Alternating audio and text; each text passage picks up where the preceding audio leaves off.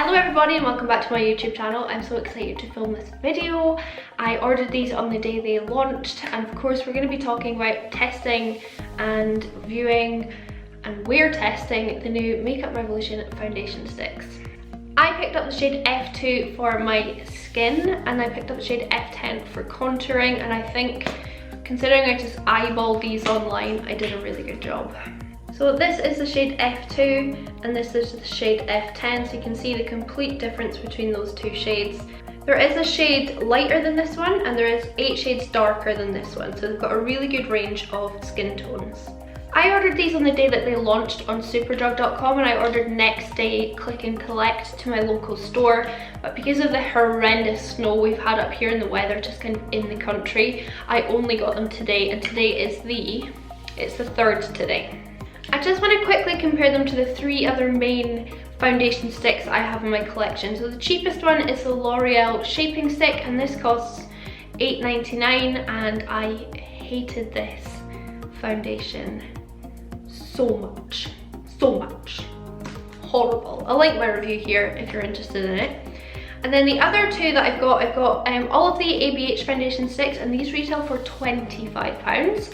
Or I've got the iconic London pigment stick, which retails for £25. It's £24 some places, but it's £25. So 5 times more expensive than these.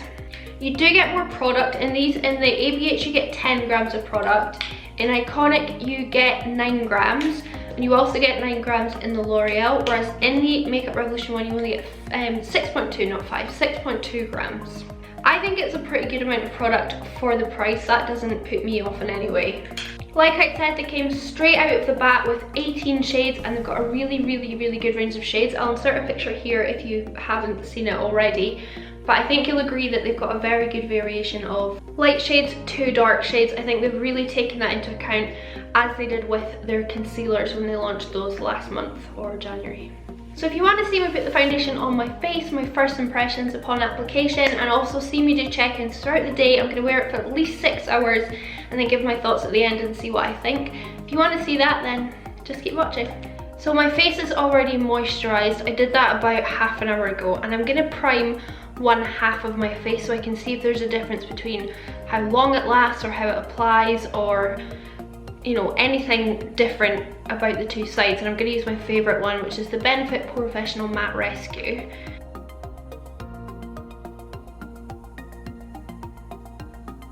Also, I'm filming my eyes for another video, so just ignore the fact that they look a little bit crazy. When I've got the rest of my makeup on, they'll look cool. I know it.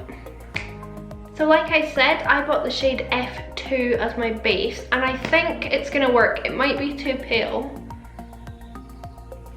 It's quite pale, but then I am pale. You can see I'm pale, so we'll see. It'll be fine. I'm going to put a few stripes on, and then I've got my foundation sponge that I love, or also a foundation brush. This is clean, it's just stained. So I'll see kind of which one I prefer. Usually I prefer a sponge. I'll put maybe like 3 big stripes on my cheek. 1 down there, 2 on my chin, and then like 3 mini stripes on my forehead. And I need to put a little bit over my moustache because I have one. Okay, I'm first of all going to go in with my brush, because just testing it on that patch, I'm more having to kind of swipe with my sponge as opposed to dabbing it to blend it in. So I'm going to try first with this brush and see how I get on, and then we'll move on to sponge if I need to.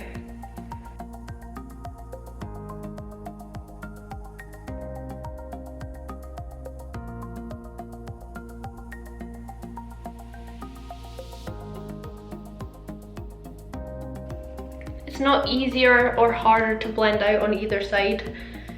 I wouldn't say the primer's making a difference to how it's applying.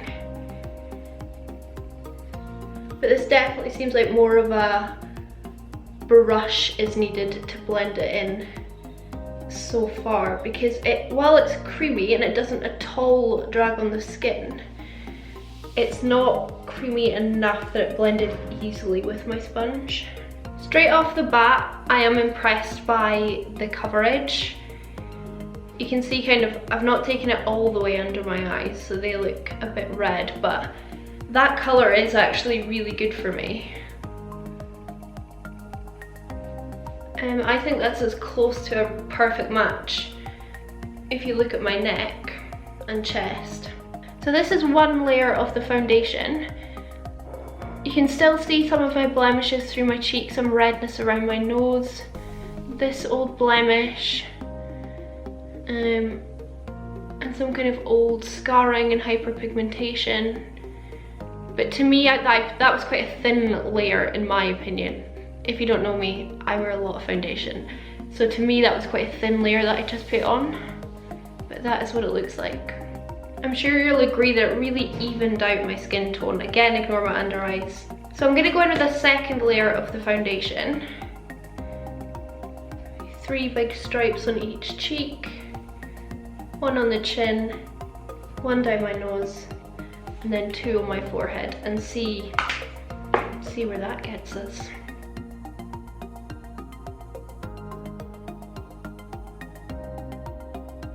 I don't ever use the word shook because I'm just not cool enough to use that word, but I really like this so far. Really like it. Really like it. If I sit back, that's the colour F2 compared to my body, which is maybe looking a little pink compared to my face. But when I put powder and blusher and bronzer and everything on, it will look fine. I can work with pale colours. And I mean, this is really nice coverage and finish. It's like a satin matte. I would say definitely more leaning matte, but it has a bit of kind of natural sheen to my skin. Well, I'm really liking it so far. I'm gonna go in with concealer. I'm gonna use my, of course, Makeup Revolution Conceal and Define. I'm gonna use C1 under my eyes, and then C2 maybe on this, where is it? Yeah, this blemish here. That one's kind of covered now. Any blemishes that I need to. I'm gonna go in with C1 under my eyes. I need to buy a new one. This one's almost run out. Considering though I've used it every day since I got it pretty much, it's done a really good job.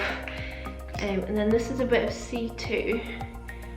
And these concealers are supposed to match the foundation shades.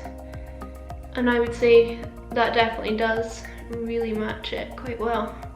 Before I blend that in, I'm gonna go in with F10, which I bought for contouring. So it's this shade here.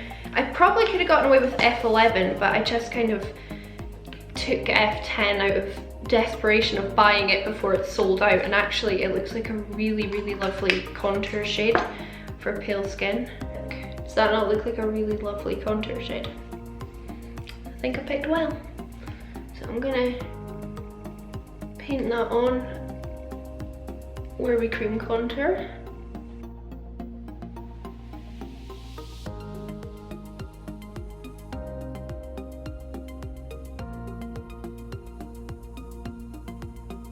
I like to use a Real Techniques contour brush for my cream contour, which kind of makes sense, doesn't it? So I'm just gonna buff out the contour first.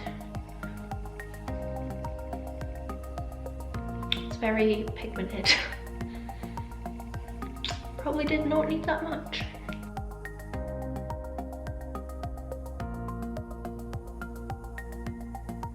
I'm kind of saying all this with a grain of salt because when I tried the L'Oreal one, I really liked that upon application, but hated it when I started doing the rest of my makeup. So I'm really hoping that's not the case here.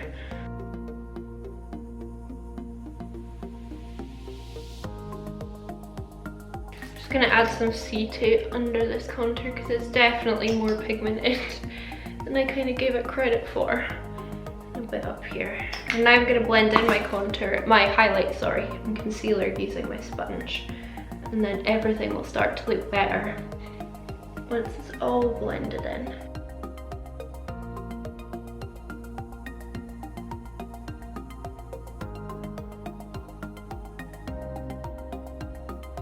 So that is my concealer and contour blended out. In love. Love how this looks. I feel like I look like I'm wearing a high-end foundation right now. Do you not think so? Like, my skin looks lovely, if I do say so myself. I'm gonna do my powder on camera because when I did my L'Oreal stick foundation testing, that's when everything went wrong. So I want to do it on camera today with you, and we'll see how it goes together, and then I'll go away to the rest of my makeup, and then we'll do check-ins throughout the day. But I need to change my battery, 1 second. I forgot to say, by the way, it's now 3:15, so that's when I'm putting this on. So for under my eyes, I'm gonna bake. This is the RCMA translucent powder. It's just in an old empty pot.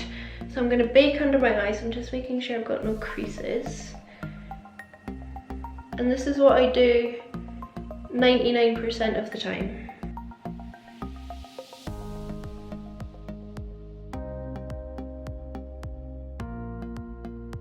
So that's my under eyes baked. I'm now going to go in with a big fluffy brush and my MAC Mineralized Skin Finish in Light, and I'm going to set the rest of my face.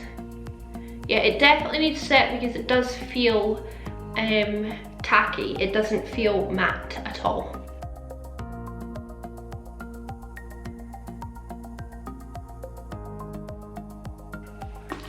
I don't know why I try and do my makeup with my hair down, because it just does my nape in so bad.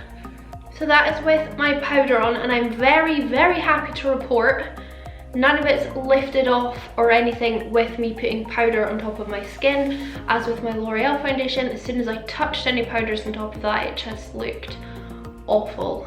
And this has held up perfectly. It's not disintegrated anywhere. I think my skin looks really flawless, but it doesn't look at all heavy.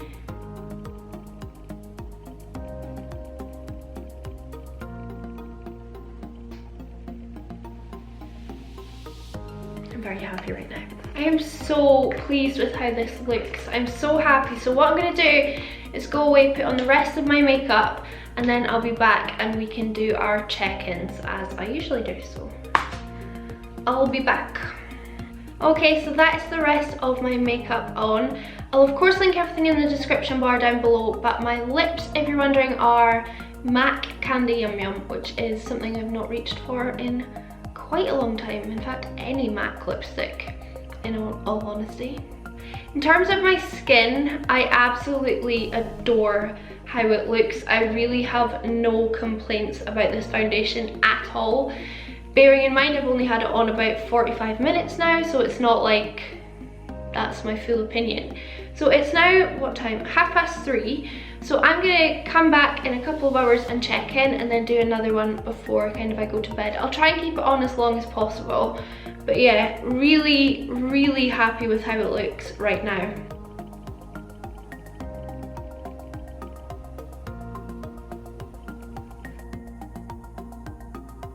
I don't think the primer actually made that much difference. I'm not seeing a huge amount of difference with the primer.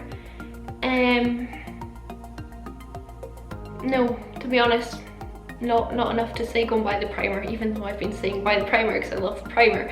But with this foundation, I'm not noticing a big difference between like primed and unprimed. I just think it looks flawless. I mean, it helps that I'm kind of feeling my eye makeup today and my earrings and things. I'm feeling kind of, but yeah, I love it. Anyway, I'll stop talking now. I'll go away and I'll come back and do check-ins.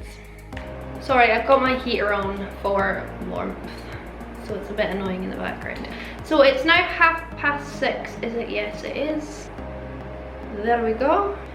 And there's absolutely no change to the foundation, I wouldn't say. No, I patted off my lip gloss as well because I was getting really annoyed by having lip gloss on, not surprising. Yeah, I would say there's absolutely no change so far. I wouldn't expect there to be a change after 3 hours, and if there was, then I would be quite shocked and not in a good way. But yeah, I think it looks really good still. Yeah, I don't know what to say, it looks fine.